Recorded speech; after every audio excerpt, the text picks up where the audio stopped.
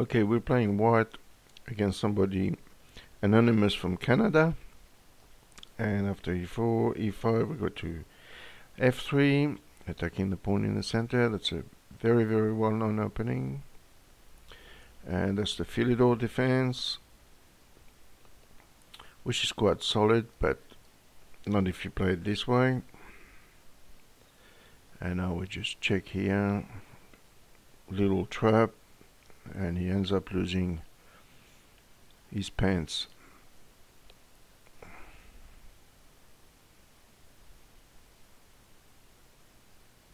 So he's got to play bishop e6, so I think bishop e6 is really the only decent move. To this I usually play here. The idea of this is if he plays f6, you can play this.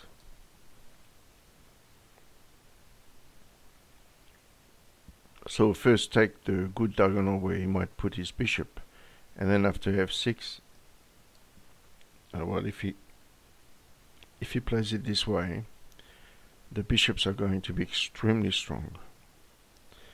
There's no need to panic here, we just play this. We can afford to play solid in this position. Play here. If he pins, we castle, we check. And actually we castle with check anyway. The excursion of the knight here on the queen side is going to prove to be a rather emphatic waste of time, because we send him back to where he comes from.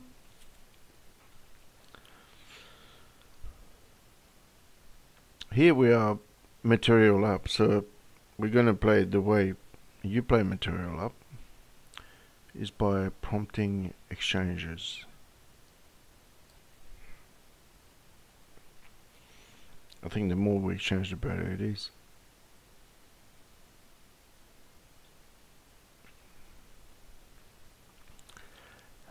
If rook e8, bishop e7, let's just do it this way.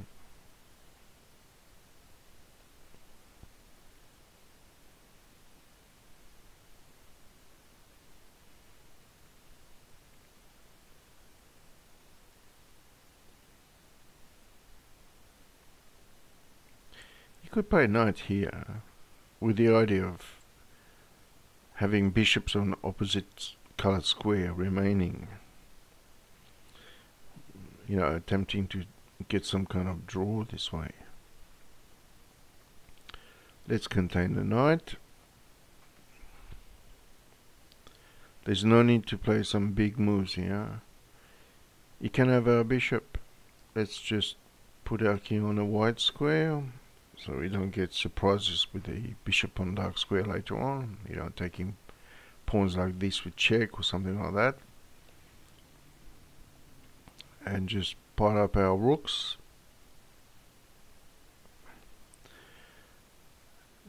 He's got a weakness here, and eventually this is going to tell the story. But in the meantime, we're not concerned to exploit anything. We're just going to pile up on the d file with our two rooks. Wow, that's terrible. That's just a one move deep blunder here, and that's the end of the game for him, because he has absolutely no prospect of anything here.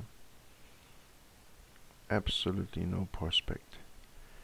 He cannot exchange the rooks. He cannot do, well, he thinks he can, but he's just going to lose more material. And now he's going to be a piece down with another pawn gone here.